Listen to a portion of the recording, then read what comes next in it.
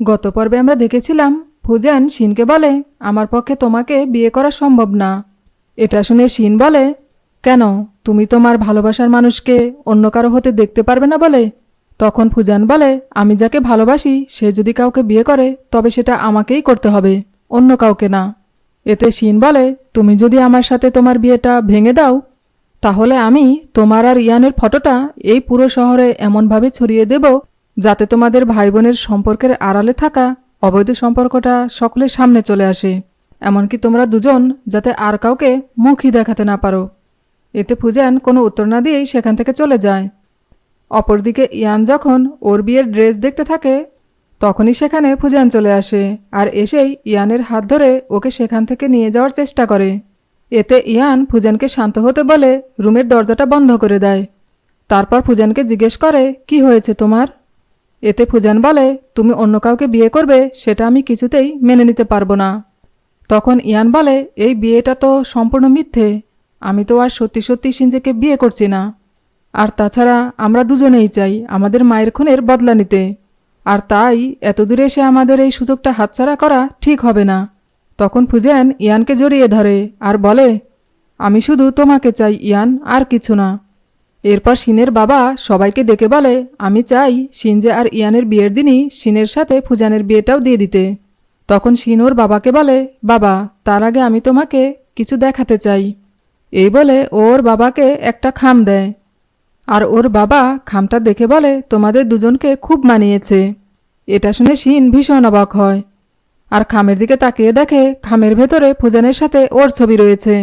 আসলে শিন ওর বাবাকে খামের ভেতরে ফুজানের সাথে ইয়ানের ছবি দিয়েছিল, কিন্তু খামটি ওর বাবাকে দেওয়ার আগেই ফুজান সুযোগ বুঝে ফুজানের সাথে ইয়ানের ছবির বদলে ফুজানের সাথে শিনের ছবি রেখে দিয়েছিল। এতে শিন রেগে গিয়ে ফুজানকে কিছু একটা বলতে যাওয়ার আগেই ফুজান শিনকে বলে, আমাদের মধ্যে যা কিছু হয়েছে তার জন্য আমি তোমার কাছে ক্ষমা চাইছি, সেই সাথে আমি তোমাকে কথা দিচ্ছি যে শিনজের বিয়ের দিনই আমি তোমাকে বিয়ে করব। এই বলে শিনের বাবাকে বলে, আঙ্কেল, আপনি আমাদের বিয়ের ব্যবস্থা করুন। তখন সিন ফ্ল্যাশব্যাকে দেখানো হয়, যেখানে দেখা যায় যে ইয়ান ফুজানকে ওর মায়ের সমাধিস্থানে নিয়ে যায় আর সেখানে গিয়ে ফুজানকে শিনকে বিয়ে করার জন্য রাজি করায়। এরপর সিন বর্তমানে দেখানো হয়, যেখানে দেখা যায় শিনের বাবা বলে, তোমরা চিন্তা করো না, শিনজের সাথে যেদিন ইয়ানের বিয়ে হবে সেই দিনই ফুজানের সাথে আমি আমার মেয়ে শিনেরও বিয়ে দেব। এরপর ফুজান ইয়ানের কাছে গিয়ে বলে, তুমি যা চেয়েছিলে সেটাই হচ্ছে, এবার তুমি খুশি তো? তখন ইয়ান বলে, একদিক দিয়ে ভালোই হয়েছে যে আমাদের দুজনের বিয়েটা একই দিনে হবে। এতে করে ওই অ্যানসেস্ট্রাল হলে ঢুকে প্রমাণ জোগাড় করাটা আমাদের দুজনের জন্যই সহজ হয়ে যাবে। এতে ফুজান বলে, তুমি কেন বুঝতে চাইছো না যে আমার পক্ষে তোমাকে ছাড়া অন্য কাউকে বিয়ে করা সম্ভব না? আমার তো এখন ইচ্ছে করছে সবাইকে গুলি করে মেরে ফেলতে। তখন ইয়ান কোনো উত্তর না দিয়ে ফুজানের কাছে যায় আর তখনই ওরা শিনজের গলার আওয়াজ শুনতে পায় আর এতে ফুজান একটা রুমের ভেতরে গিয়ে লুকিয়ে পড়ে। অন্যদিকে শিনজে ইয়ানের কাছে চলে আসে আর এসেই ইয়ানকে বলে, আমাদের বাড়ির রীতি অনুযায়ী বিয়ের আগে আমি আর তোমার সাথে দেখা করতে পারবো না, তাই এখন আমি তোমার সাথে দেখা করতে এসেছি। এই বলে ইয়ানকে কিস করতে যায়, যেটা কিনা আড়াল থেকে ফুজান দেখে ফেলে আর মনে মনে ভীষণ রেগে যায়। তবে ইয়ান শিনজেকে কিস করতে না দিয়ে ওকে বিয়ে পর্যন্ত অপেক্ষা করতে বলে। এতে শিনজেও ইয়ানের কথা শুনে সেখান থেকে চলে যায়। এরপর পরের দিন সকালে শিনজে এবং শিনের বিয়ে উপলক্ষে একদিকে বাড়িতে গেস্ট আসতে শুরু করে আর অপরদিকে ইয়ান যখন বিয়ের জন্য রেডি হচ্ছিল তখনই সেখানে ফুজান চলে আসে আর এসেই ইয়ানকে রেডি হতে সাহায্য করে আর বলে, তোমার মনে আছে ইয়ান, ছোটবেলায় তুমি সবসময় বউ সাজতে ভীষণ পছন্দ করতে আর আমাকে তোমার বর ভাবতে, তাই না? তখন ইয়ান ফুজানের হাত ধরে বলে, আমাকে তুমি সত্যি করে বলো তো, তোমার অন্য কোনো প্ল্যান নেই তো?